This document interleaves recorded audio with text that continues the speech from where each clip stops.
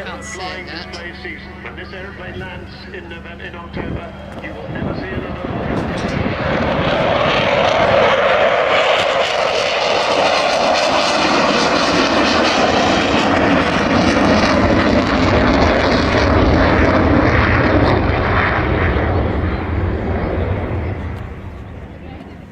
Starting at about 160 knots, 184 miles an hour, accelerating up to 300 knots. And pulling away off to our left to come straight in from the far side of the airfield. And the noise there coming from 4 Rolls-Royce Bristol Olympus engines, 202 engines. 16,500 pounds of static thrust each, total of about 65,000. The same engine, the later model, was the engine that powered Concorde. Of course, the Concorde ones had reheat. This was not a supersonic aeroplane, the Vulcan.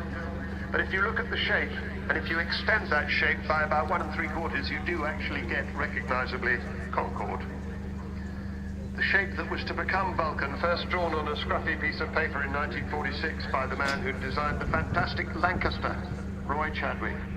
He died in 1947 in a crash, and he never saw his brilliant design fly. Nor did he see it become the first successful operational delta-wing aircraft in the world, rather like R.J. Mitchell not seeing his Spitfire into RAF service. So watch now as Bill Ramsey takes the aircraft into a spiral climb.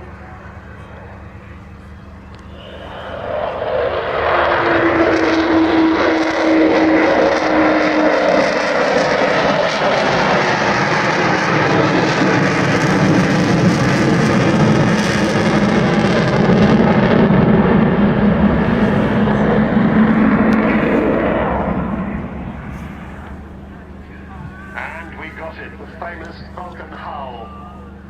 There are different explanations for how that happens. The easiest is that people say it's a bit like blowing over the top of a Coke bottle. You've got 2 engines on each side with a single intake, and under certain conditions you get that wonderful whistling sound. She's getting her wheels down now. She's not going to land here. The runway's not long enough, but we will see her fly by with her wheels down. So you get to see the 18 wheels of the aircraft, 16 in the main undercarriage and 2 of the nose wheel. So the RAF got its first Vulcan in 1956. It had been designed with the Valiant and the Victor to carry the British nuclear deterrent during the Cold War.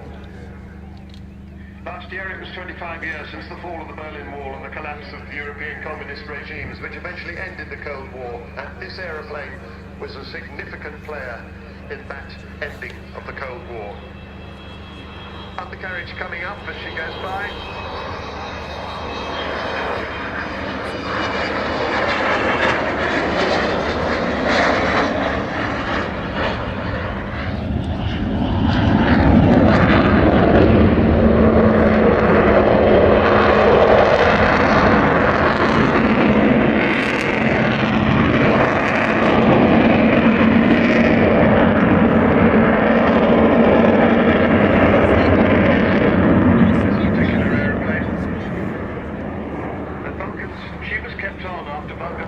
Went out of service as part of the Vulcan display flight, because then, as now, everybody loved her so much they wanted her to keep on flying as a display aircraft.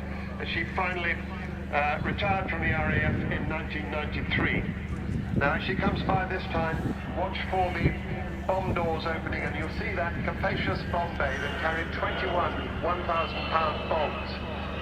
So, Jonathan Lazari, the AEO, is opening the bomb bay as she goes by. And that, of course, is the heart of the bomber. And that was the bomb load that Martin Withers, sitting in the right-hand seat today, took the more than 7,000 miles down to the Falkland Islands from Ascension Island, 7,000 miles round trip. Enough? You support